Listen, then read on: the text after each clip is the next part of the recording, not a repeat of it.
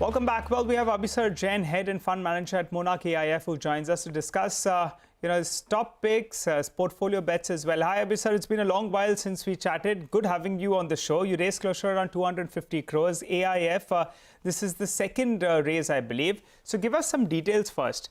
The first fundraise that you all did, I believe, was in October 2020. How has the fund performed, the first phase? And also in this new fund, which have raised 250 crores odd, how will you deploy it? Only in listed companies? Is that it? It's a long-only fund, I believe. Go ahead. Thanks a lot, Nigel, for inviting me to the show. And thanks for the compliments on the fundraise. Yes, it's our second fund. We have raised 252 crore. And this is a long-only fund where we will be focusing solely on the listed space. There will be no leverage and no derivatives used. Our first fund was raised of around 70 crores in October 2020. Where we are right now up on an absolute basis around 51-52%. And we are generating an IRR of somewhere around 25 to 26%.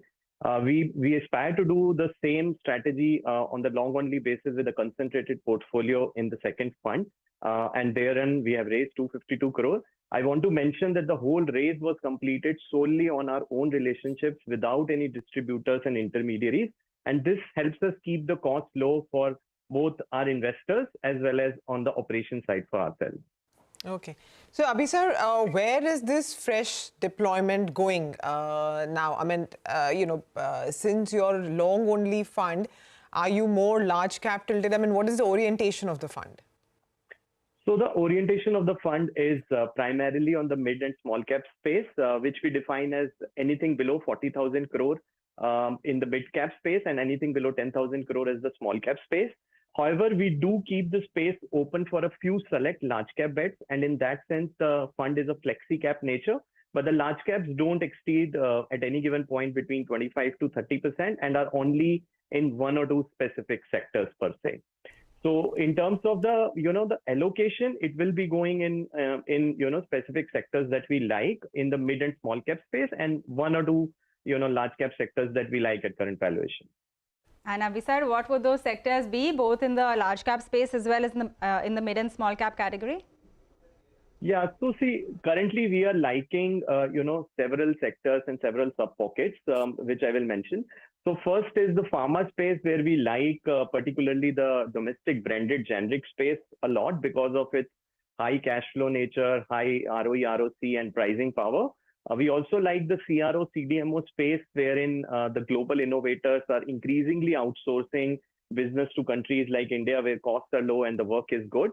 We also like hospitals in the pharma space. Apart from pharma, we are also liking consumer discretionary low ticket items like say electricals, value apparel, and even wires and cables because we believe that the festive season demand could be good. The wage hikes and the overall economy is doing well. And also we see that there will be some margin tailwinds because the commodities have softened from their recent highs. And these companies can take small price cuts and see the demand bounce back. Other than this, we also like the auto and CV space, wherein there is no disruption from the EV shift. And also we feel that, the CV cycle has still long legs to, go over the next 3 to 4 years. So we like, few companies in the Excel as well as in the Leaf Spring space in the auto and side. Just trying to derive that Leaf Spring space, I think Jamna Auto is one of those stocks out there. I don't know whether you can talk stocks, but if you can give us a couple of names, that will be helpful. That's point number one. And also, the sector that's cost everyone's fancy in this week itself is the tier 2 banks. Tier 2, I don't know whether you want to call some of them tier 3. But, banking names, would you look at some of these mid-size, smaller size banks, or would you stick to the large names? Go ahead.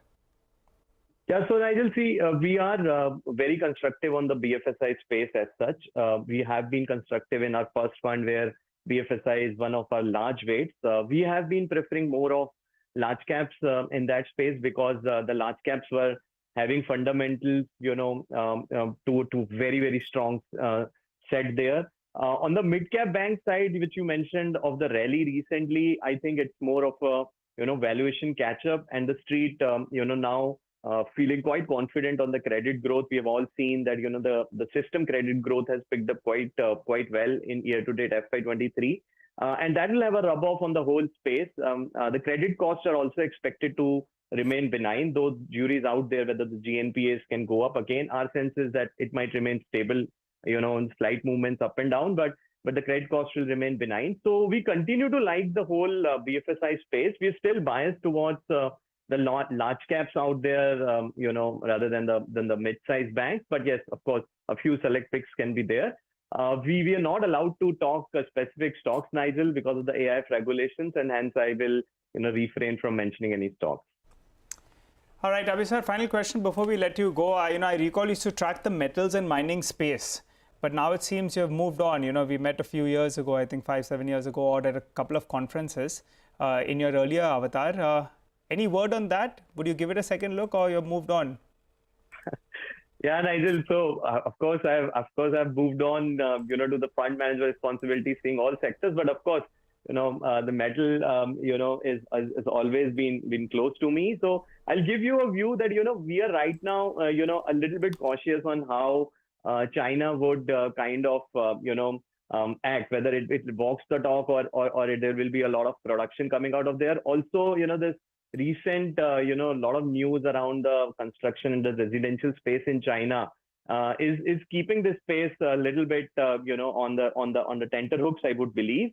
And also, I think there will be a lot of capex required for reducing the carbon intensity in all these production. So while the balance sheets have deleveraged because of the good cycle in the last 2 years in metals, but there could be, the capex cycle which may start here. So we are cautious. We like the aluminium space here, which is we are more constructive on.